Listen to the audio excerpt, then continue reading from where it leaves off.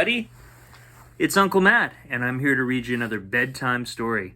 And tonight's bedtime story is The Dumpster Diver by Janet Wong, illustrated by David Roberts. And this book was copyright in 2007.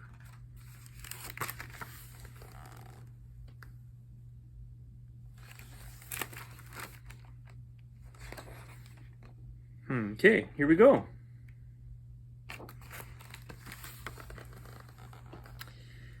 Anyone knows you can dive for treasure in the ocean, but our neighbor Steve, the electrician, dives for buried treasure right smack here in our back street alley.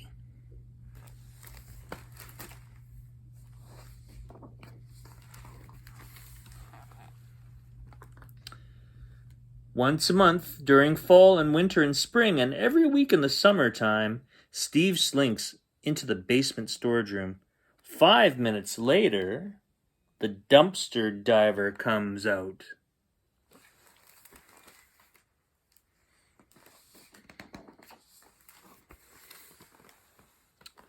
When Steve is ready to dive, he taps 5 times on my bedroom window. I wave to Steve and knock on Johnny's wall. Johnny hops to his window and shouts upstairs to Lena on the 3rd floor, and the diving team is ready to go. I am hose handler number 1, also known as the nozzler. Lena is hose handler number 2, also known as the snake charmer. Johnny is the faucetier.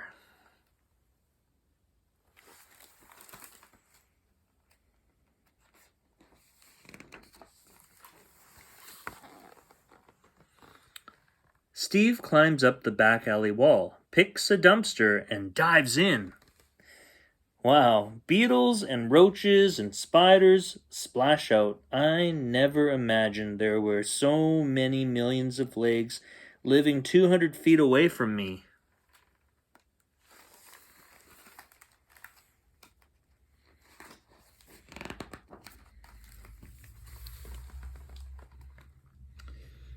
Diving rule number 1 is keep your mouth shut. This is especially important when the roaches start flying.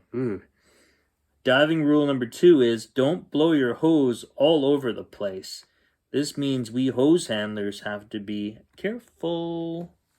When Steve climbs out, we hose down the treasure, and we also hose down Steve.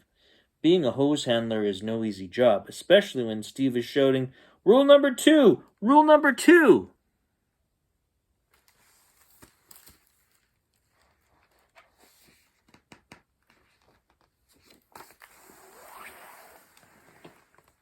Thursday is trash day, but we do our real work on weekends. Last Saturday, we started with a pair of busted skis.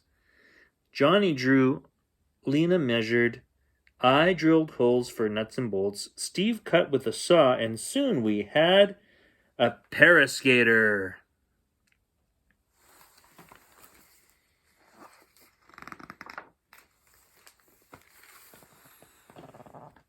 An old blender can become a lamp.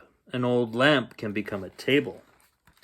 And an old table plus 2 banged up skateboards plus a ripped crib mattress plus a handheld shower plus 32 screws and a roll of duct tape can become anything we want it to be.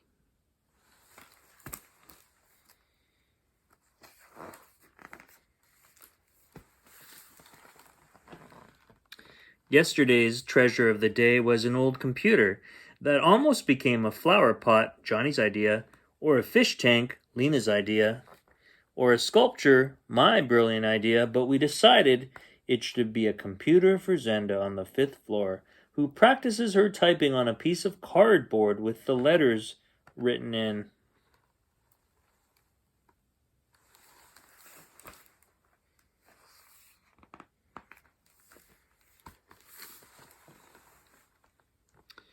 The Grouch, who lives next door to Steve, says Steve is crazy, too lazy to work hard to make enough money to buy new stuff at the store like good people should.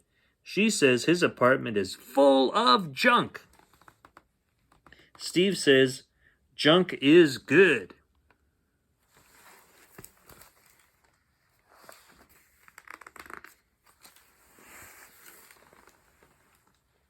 The Grouch says, we kids better watch out or we'll get cut up from the trash.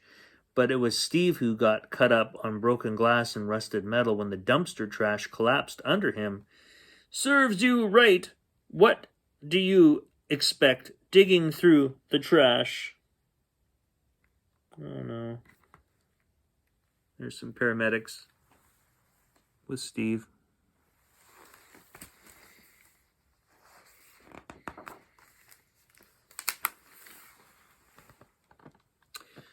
Well, the Grouch has a point. Starting today, we are going to stop digging through the trash. Starting today, we are going to knock on every door in our apartment building, collecting our own special dumpster diver useful junk. Starting today, we are going to put our useful junk carefully in the basement storage room, except maybe for this old wagon and that broken rocker, this tennis racket and a popcorn machine. All the stuff we need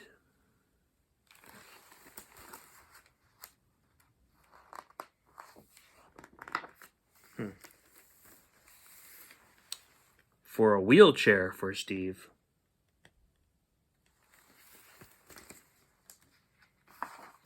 Oh, did you notice on his shirt? It says #1 dumpster diver. Very cool. The end. Pretty good story. I don't know if you've ever seen anyone dumpster dive. I sure have. In fact, I might be guilty of dumpster diving once or twice myself. Well, that's all the time we have for Uncle Matt's bedtime story. I hope you enjoyed that story, and I'll see you next time. Goodbye.